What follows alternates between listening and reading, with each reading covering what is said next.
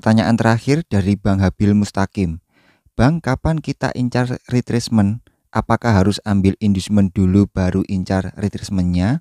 Apa langsung incar retracementnya? Tolong dijawab Bang Gias, terima kasih. Oke, satu pertanyaan ini ya guys ya, itu bisa menjadi satu materi tersendiri guys. Ini pertanyaan yang sangat bagus, karena saya pikir teman-teman akan bisa meramu sebuah setup, sebuah strategi atau trading plan dari materi incar retracement ini guys. Untuk itu, tonton sampai habis. Saya yakin teman-teman akan lebih bersemangat setelah menonton video ini. Oke, kita mulai ya. Jadi, kapan kita incar retracement? Di sini Bang Habil sebenarnya sudah memberikan kita kode ya guys ya.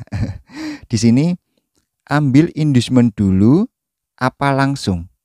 Jadi memang bisa kedua cara ini guys ya. Nah, langsung ini tentunya kita menunggu pola candlestick ya guys ya. Minimal ada terbentuk CRS ya. Jadi gini, jika memakai cara ini ya, langsung ini ya, saya kasih ide ya teman-teman ya. Yang pertama, teman-teman perhatikan yang namanya pullback. Oke, pullback itu ketika kalau tren kenaikan ya, berarti low candle sebelumnya itu di break. Nah, itu pullback. Tapi kalau tren penurunan, berarti high candle sebelumnya itu di break. Ya, teman-teman pasti sudah tahu ya. Nah, yang kedua, ini pola candle. Pola candle ini bisa berupa apa aja? Engulfing. Kemudian 3 inside up, 3 inside down itu loh. Kemudian apalagi? Dominan, break. Nah, lalu CB1.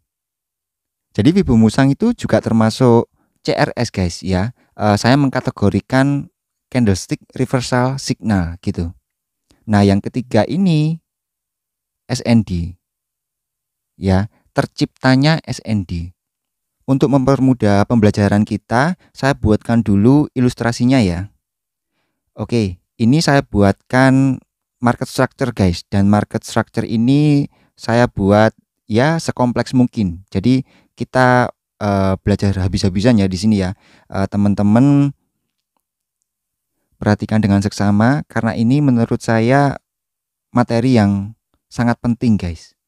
Oke, sebelum mulai teman-teman harus ingat dulu, prinsip belajar di candle to candle itu adalah urutan pembentukan market structure. Selalu ingat prinsip itu guys. Oke, sekarang untuk ilustrasi ini ya guys ya, coba perhatikan ya.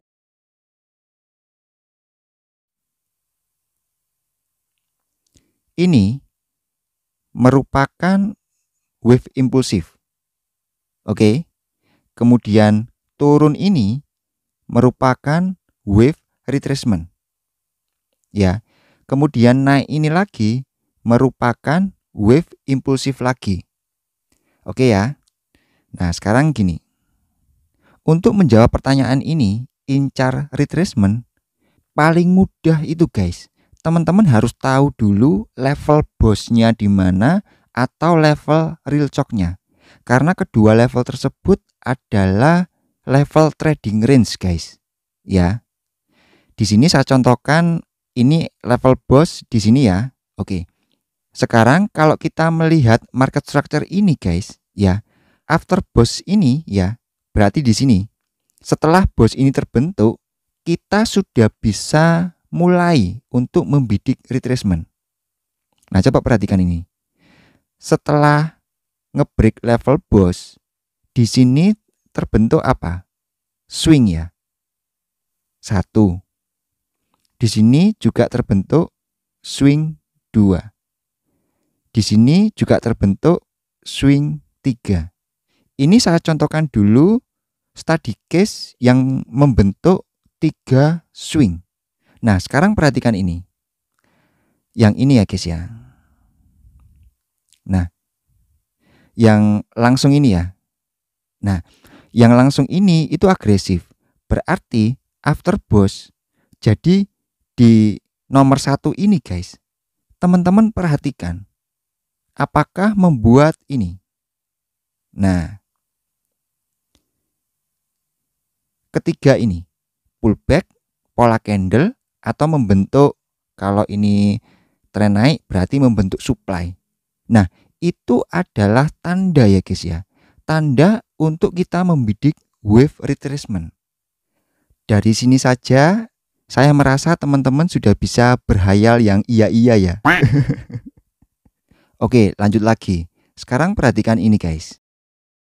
Ketika pertama kali sudah break level bos ya, nomor 1. Anggaplah di sini muncul CRS ya. Apakah kita boleh sell bidik retracement-nya? Jawabannya boleh. Tapi teman-teman harus ingat metodenya ya. Teman-teman harus sigap mendeteksi apa kalau kondisi seperti ini. Di bawahnya ini apanya? Inducement-nya. Nah, gitu. Kemudian cari entry point. Ya. Contoh, di sini muncul CRS, kita bidik retracement untuk tembus inducement, kemudian sampai POI, kemudian lanjut lagi follow trend. Nah, seperti itu ya. Urutan pembentukan market structure-nya ya. Oke, lanjut lagi. Kemudian, ternyata di sini dia turun sedikit, kemudian naik. Artinya gagal untuk memulai retracement di nomor 1 ini. Masuk ke nomor 2. Nomor 2 ini dia membentuk swing, artinya dia sudah ada pullback. Nah, nanti teman-teman cek apakah ada pola candle, pola Fibonacci, pokoknya pola CRS seperti itu. Contoh ya. Di sini ada entah itu engulfing ya, atau SND, atau pola Fibonacci dan lain sebagainya ya. Ketika dia turun, ternyata pullback, kita bidik retracement di sini untuk terus turun. Inducement-nya berarti di sini ya. Kemudian cari POI di bawahnya. Nah, di sini bisa guys, kita bidik di sini. Saya rasa sudah mulai terang ya. Oke, lanjut lagi. Ternyata di nomor 2 ini gagal untuk dimulainya wave retracement. Kemudian di sini ada nomor 3. Nomor 3 membentuk swing, dia pullback, kemudian jadinya seperti ini.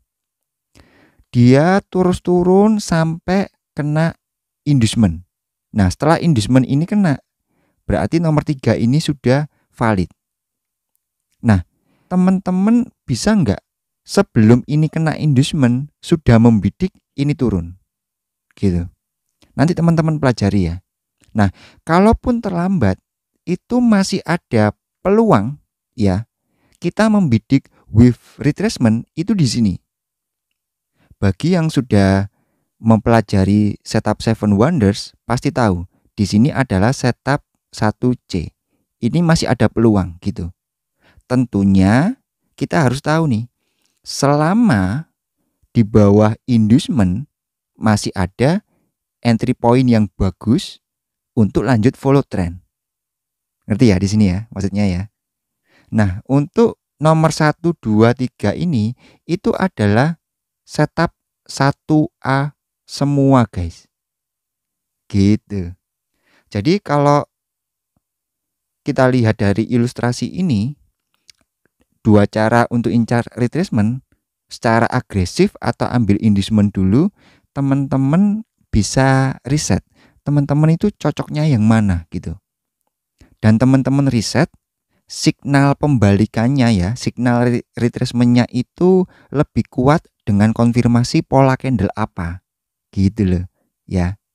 Jangan lupa marking inducement dan POI. Oke, sekarang perhatikan ini guys.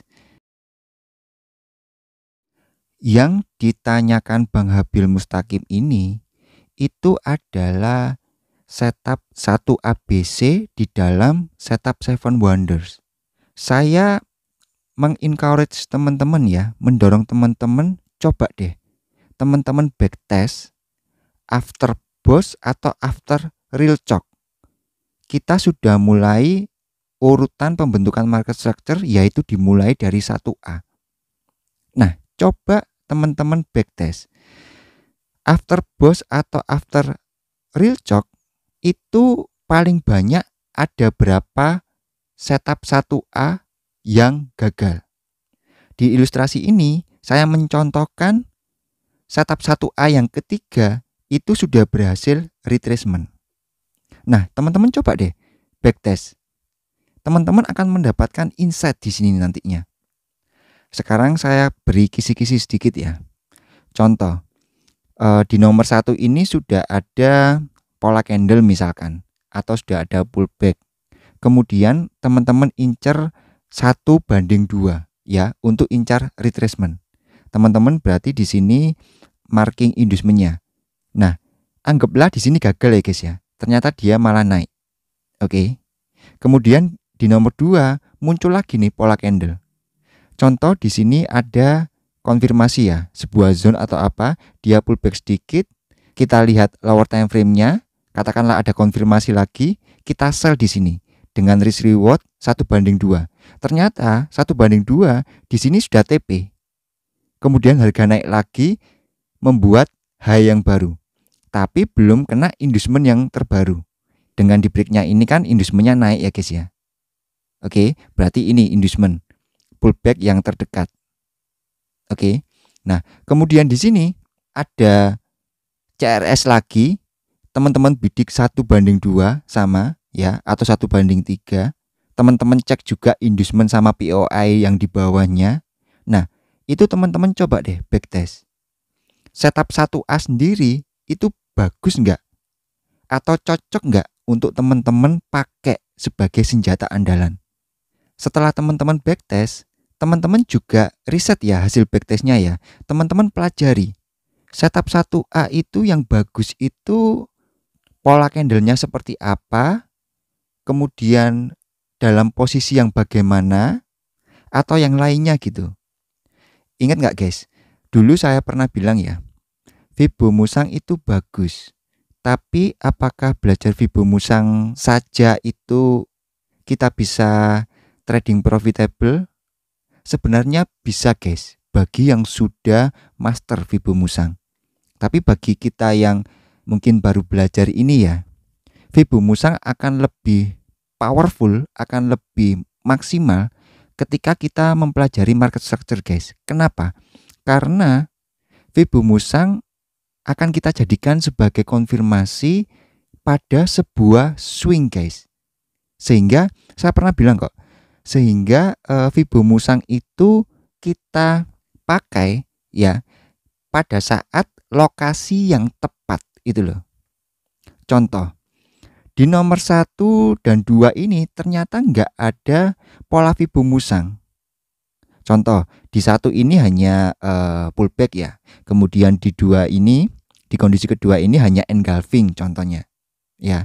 Kemudian di 3 ini, contoh di sini ada dominan break. Nah, di sini pada lokasi yang tepat gitu loh. Saya yakin kok Fibo Musang kalau dikombinasikan dengan market structure itu bisa menjadi sangat powerful guys. Oke, saya beri insight lagi guys. Coba perhatikan ya. Setelah BOSS ya, setelah BOSS, teman-teman cek ya setup 1A-nya. Maksimalnya itu ada berapa? Kalau di sini saya contohkan ada 3 ya. 1, 2, 3. Kalau kita ambil semua, berarti kan 1 loss, 2 loss, kemudian yang ketiga win. Oke ya, artinya 2 konsekutif loss. Nah, nanti coba teman-teman backtest. Berapa konsekutif loss terbanyak? Dan apakah teman-teman cocok hanya dengan setup 1A? Ini akan menjadi strategi trading ya, menjadi trading plan yang sangat bagus guys. Karena kita sedang mempelajari urutan guys, urutan pembentukan market structure itu loh.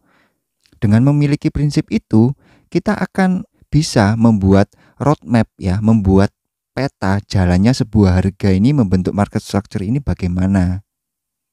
Insight yang lain lagi, teman-teman backtest ya. Tadi kan saya bilang ambil 1:2 saja ya untuk setup 1A untuk retracement, karena ini adalah counter trend ya. Teman-teman cek RR yang optimal itu 1 banding berapa untuk setup counter trend ini.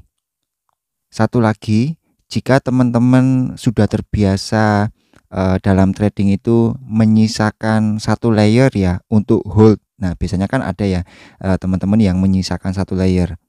Jadi anggaplah di nomor 3 ini teman-teman entry berapa layer, kemudian TP yang realistis. Nah, 1 layer di hold. Nah, itu bisa saja 1 layer ini